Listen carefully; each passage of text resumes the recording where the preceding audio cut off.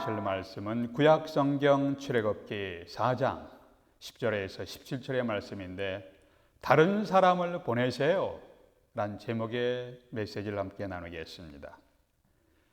제가 미국 신학교에 유학을 와서 강의실에서 처음 만난 미국인 친구가 중요한 영적인 교훈이 있다고 하면서 저를 자기 집으로 데리고 가서 컴퓨터를 통해서 한 영화를 보여주었습니다.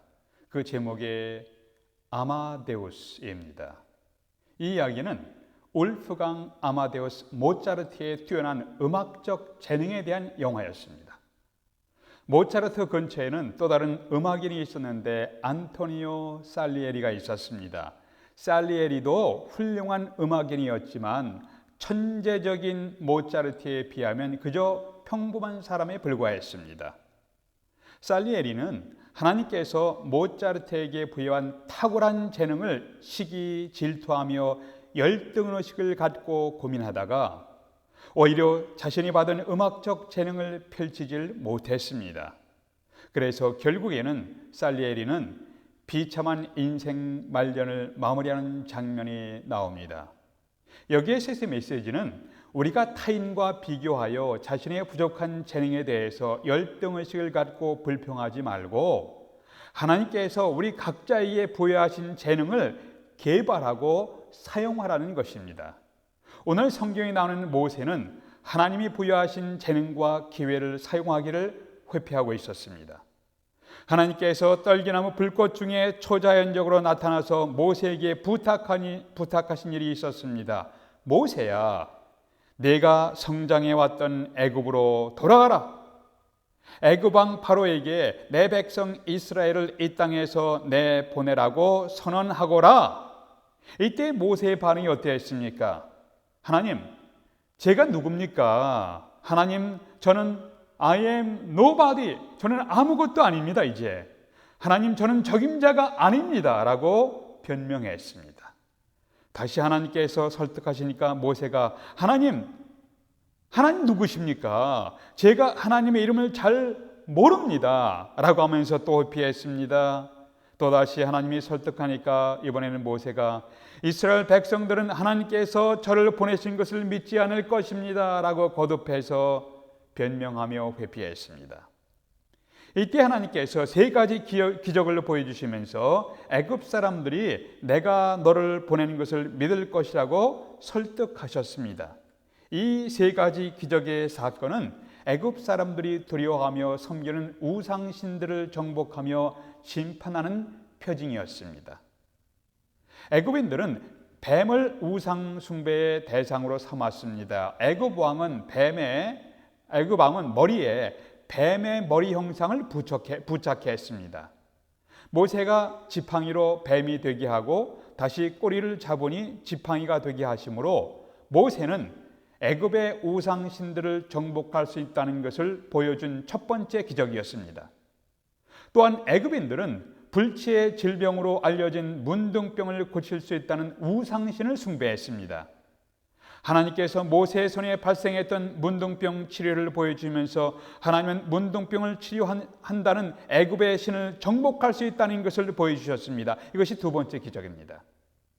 또한 나일강은 애굽 사람들에게 생명의 젖줄이었습니다. 그래서 나일강이 마르는 것은 그들에게 죽음을 의미하는 것이었습니다.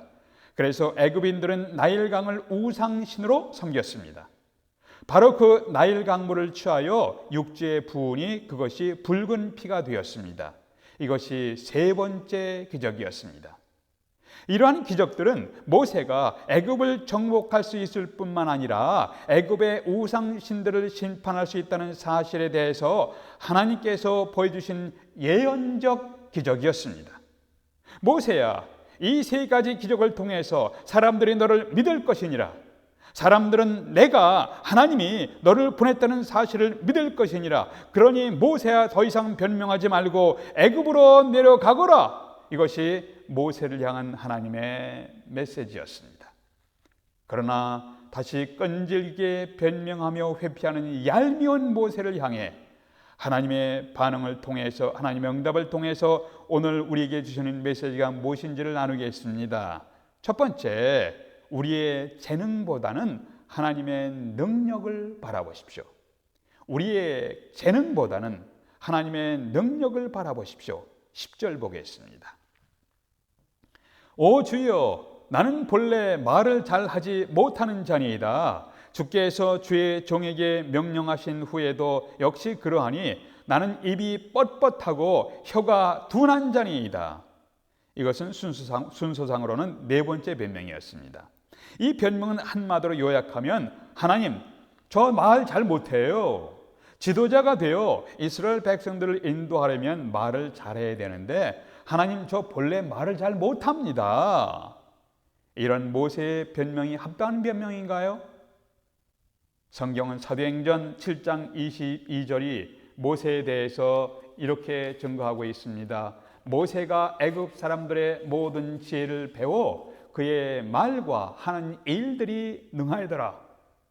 성경은 분명하게 모세는 애굽에서 좋은 교육을 받았고 모세는 말과 행동에 있어서 능력 있는 사람이었다고 증언합니다.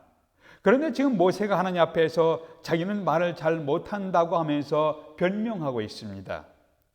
우리가 모세를 이해하려고 애쓰면 어느 정도 이해할 수는 있을 것 같습니다. 40년 동안 광야에서 생활하면서 말이 아둔해지거나 언어 감각이 좀 상실될 수도 있기 때문입니다. 우리가 오랫동안 미국 생활을 하면 한국어 언어 구사 능력이 좀 떨어질 수가 있습니다. 그래서 종종 농담 삼아 이런 걸 합니다. 미국에 살다 보면 한국말도 잘 못하고 영어도 잘 못한다. 이런 점에서 어느 정도 모세의 변명을 이해할 수는 있을 것 같습니다.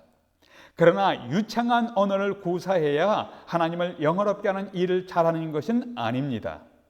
하나님께서 기적을 보여주시면서 모세를 설득할 때 모세가 하나님, 저 원래 말 잘 못해요. 저는 자격이 안 됩니다. I am nobody 라고 하면서 핑계를 댄 겁니다.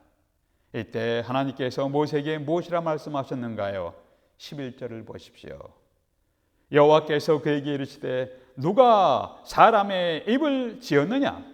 누가 말 못하는 자나 못 듣는 자나 눈먼 자나 맹인이 되게 하였느냐? 나 여호와가 아니냐? 이제 가라. 내가 내 입과 함께 있어서 할 말을 가르치리라. 이 말씀을 풀어서 설명하면 모세야, 말하는 입을 지은 창조자가 누구냐? 나 하나님이야. 여호와 하나님이야. 나는 벙어리도 말을 할 수 있게 하고 귀머거리도 들을 수 있게 하고 소경도 볼 수 있게 하는 전능자 하나님이니라. 그래서 12절에 이제 가라. 전능자 창조자 하나님, 내가 내 입과 함께 있어서 내가 할 말을 가르치리라. 이렇게까지 설명하고 설득하는 하나님의 말씀을 받은 모세는 순종하며 믿음으로 애굽으로 내려갔습니까? 아닙니다. 끈질기게 변명하는 모세의 모습을 보면서 과연 변명의 대가라는 생각이 듭니다. 이런 모습 가운데 여러분과 제가 하나님 앞에서 이것도 못합니다, 저것도 못합니다, 이것 부족합니다 라고 불평하며 회피하며 변명하는 모습을 볼 수 있는 것 같습니다. 끈질기게 변명하며 회피하는 이 얄미운 모세를 향해서 하나님은 어떻게 반응해 주시면서 우리에게 메시지를 주시는가? 첫 번째는 자신의 능력보다는, 우리의 능력보다는 하나님의 능력을 바라보라. 두 번째는 하나님의 최선을 믿지 못하겠으면 차선책이라도 받아들이라. 최선을 믿지 못하고 받지 어려우면 차선을 받아들이라. 하나님께서 그렇게 호소하면서 설득하였는데도 불구하고 다섯 번째 모세의 변명은 무엇입니까? 13절에서 모세가 가로되 오 주여, 보낼 만한 자를 보내소서. 자신이 여러 가지 구실을 대면서 변명을 해도 하나님께 안 통하니까 이제 와서 하는 말이 하나님, 좀 더 잘 준비된 자를 보내세요 라고 하는 거예요. 이 말을 사실상 모세의 본심이 내포된 것입니다. 결국 모세의 진짜의 마음은 무엇입니까? 하나님, 이것저것 변명했는데 솔직히 말해서 저 애굽으로 가기 싫습니다. 하나님 다른 사람 보내세요. 이런 말을 들으면서 하나님께서 모세에 대해서 모세에게 어떻게 반응하셨는가요? 14절에 보니까 여호와께서 모세를 향하여 노를 바라시고 결국 하나님께서 참다가 인내의 한계점에 이르셨습니다. 그래서 화를 내셨습니다. 그리고 말하기를 레위 사람 내 형 아론이 있지 않냐? 그는 마을 사람을 내가 아노라. 그가 너를 만나러 나오나니 그가 너를 볼 때 마음에 기뻐할 것이라. 하나님은 내가 아니어도 여러분과 제가 아니어도 다른 사람들을 언제든지 하나님의 뜻을 이루는 일을 위해서 사용하실 수가 있습니다. 그러나 나를 향하여 여러분을 향하여 인내하시는 것은 나와 여러분이 하나님의 일에 함께 동참하면서 하나님과 동역하면서 하나님의 더 큰 은혜를 경험하기를 원하시기 때문입니다. 하나님은 모세의 반복적인 핑계와 거절에 화를 내시면서도 모세를 완전히 거절하지는 않으시고 차선책으로 그의 형 아론과 함께 갈 것을 말씀했습니다. 어떻게 해서 그 형 아론이 모세를 만나러 오는지는 잘 모르겠습니다. 아마도 모세의 생명을 추적하던 바로 왕이 죽었다는 소식을 전하기 위해서 미디안 광야로 모세를 찾아오는 길이었을지도 모르겠습니다. 하나님이 이렇게 말씀하시는 것입니다. 15절 16절에서 너는 그에게 아론에게 말하고 그 입에 말을 주라. 내가 내 입과 그의 입에 함께 있어서 너의 행할 일을 가르치리라. 그가 너를 대신하여 백성에게 말할 것이니 그는 내 입을 대신할 것이요 너는 그에게 하나님같이 되리라. 모세는 아론의 동생이지만 모세가 직접 하나님의 말씀을 받아서 형인 아론에게 전달하므로 아론과의 관계에서 모세는 하나님 같은 존재가 될 것이라고 말씀했습니다. 모세가 혼자서 할 수 있었는데 자꾸만 핑계대니까 어쩔 수 없이 차선의 방법으로 형인 아론을 통해서 말씀하시게 한 것입니다. 이것은 최선이 아니에요. 차선입니다. 그렇다고 최종적으로 모세가 져야 할 모세의 책임이 줄어든 것은 아닙니다. 나중에 지내고 보면 아론이 모세와 함께함으로 모세에게 좀 도움은 되었겠지만 그 형 아론으로 인하여 모세가 얼마나 심한 마음고생을 하였는지 상상할 수가 있을 겁니다. 모세가 시내산에 올라갔을 때 산 아래에서 사람들의 압박을 받아서 금송아지를 만들고 하나님께 반역하며 우상 숭배하는데 주도적인 역할을 하는 사람이 누구였습니까? 아론이었습니다. 모세가 그러한 마음 고생을 할 때 하나님께 변명할 수가 없었을 겁니다. 모세에게 아론의 역할은 혼합된 축복, mixed blessing이라고 볼 수도 있습니다. 온전한 축복이 아니라 불순한 부분이 들어간 축복, 혼합된 축복이었습니다. 하나님의 원래 최선의 계획은 모세 혼자 책임을 지고 하나님과 긴밀히 교통하면서 주어진 책임을 감당하였다면 좀 더 풍성한 축복을 누릴 수 있었을 텐데 아론이 끼어들면서 차선책이죠. 아론이 끼어들면서 도움도 좀 되었지만 큰 혼란이 일어나기도 했습니다. 하나님이 우리의 삶 가운데 인도하시면 그대로 순종하는 것이 the best, 최선입니다. 우리를 향한 하나님의 최선을 믿지 못하겠으면 차선책이라도 받아들이십시오. 매년 연말이 되면 한 해를 어떻게 살아왔는가 결산하게 됩니다. 우리도 인생의 주인이신 하나님 앞에서 어떻게 살아왔는가를 결산하게 될 것입니다. 어떻게 살아야 죄롭고 후회함이 없이 살아가는 것입니까? 신약 성경에서 달란트의 비유가 있습니다. 어느 주인이 3명의 종들에게 재산을 맡기고 먼 여행을 떠나갔습니다. 어떤 사람에게는 5달란트, 어떤 사람에게는 2달란트, 어떤 사람에게는 1달란트를 맡겼습니다. 주인이 먼 여행에서 돌아온 후에 종들과 와서 이제 종들이 주인이 맡기고 간 재산을 어떻게 다루었는가 결산을 하게 되었습니다. 5달란트 받은 사람은 그것을 사용하여 5달란트를 더해서 10달란트를 주인에게 내어 보일 수가 있었습니다. 2달란트 받은 자는 그것을 사용해서 2달란트를 더 남겨서 종합 4달란트를 주인에게 보일 수가 있었습니다. 5달란트 남긴 종에게 무엇이라 칭찬하며 보상하셨습니까? 잘하였도다 착하고 충성된 종아. 2달란트를 남긴 종에게 무엇이라 칭찬하며 보상했습니까? 잘하였도다 착하고 충성된 종아. 결과적으로 맺은 열매의 양은 다르지만 이 두 종에게 주인의 칭찬과 보상은 동일한 것이었습니다. 잘하였도다 착하고 충성된 종아. 그런데 1달란트 받은 종은 그 달란트를 땅에 파서 묻었다가 그대로 1달란트를 반납했습니다. 주인은 그 종에게 악하고 게으른 종이라고 책망했습니다. 그 종은 주인이 주신 달란트를 사용하지 않았습니다. 어떤 사람은 하나님이 주신 달란트를 사용하여 일하지 않는 자는 종교적 동양적 운명론에 빠진 자라고 부르기도 했습니다. 나는 이렇게 살도록 되어 있는 것이야. 이것이 내 팔자야. 내 운명은 이렇게 사는 것이야. 하면서 체념하는 태도를 볼 수가 있습니다. 이러한 운명적 태도는 하나님이 기뻐하시는 모습이 아닙니다.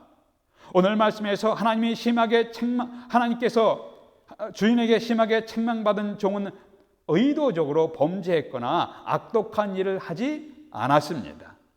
그러면 무엇을 잘못했기 때문에 그렇게 주인에게 책망을 받았습니까? 받은 재능으로 아무것도 하지 아니했습니다. 할 수 있는 여건과 환경에 있는데도 불구하고 아무것도 하지 않았습니다. 그것은 악한 것입니다. 이 종은 자기의 책임에 게을렀습니다. 불성실했습니다. 이것이 무익하며 악한 종의 모습이에요. 하나님의 영광을 위해서 할 수 있는 재능과 시간이 있는데 아무것도 하지 않았습니다. 이것은 악한 행동이에요. 하나님의 나라를 위해서 할 수 있는 지식과 재물과 에너지가 있는데 사용하지 않고 묻어두는 것은 악한 행동입니다. 이것은 게으른 일입니다. 주인은 이런 자들에게 어떻게 대했습니까? 무익한 종이라고 불렀습니다. 이 종은 하나님의 영광을 나타내는 일에 아무런 일도 하지 않았습니다. 무익했습니다. 이 종은 복음을 드러내고 하나님의 뜻을 이루는 일에 아무런 유익된 일을 하지 않았습니다. 그야말로 아무런 유익이 없는 무익한 종, worthless slave, 아무런 가치 없는 종이었습니다. 현재 우리가 소유한 모든 것은 궁극적으로 하나님이 주신 것입니다. 여러분은 하나님이 부여하신 재능을 어떻게 사용하고 계십니까? 우리의 재능, 우리의 시간, 우리의 지식, 우리의 재물, 우리의 지위를 사용해서 하나님의 영광을 드러내는 일에 사용하시기를 구하십시오. 그것이 영원한 의미와 가치 있는 일이 될 것입니다. 기도하겠습니다. 아버지 하나님, 우리는 어려운 시대를 살아가고 있습니다. 위기의 시대를 살아가고 있습니다. 급격하게 변혁되는 그러한 시대를 살아가고 있습니다. 그러나 어떤 상황이든지 하나님 앞에서 무익한 자가 아니라 유익한 자가 되기를 원합니다. 우리에게 있는 재능을 묻어두지 아니하고 사회의 각 분야, 우리에게 주어진 삶의 현장에서 유익하게 사용하여 하나님의 영광을 드러내는 자들이 될 수 있도록 인도하여 주시옵소서. 우리의 주님 예수님의 이름으로 기도하옵나이다. 아멘.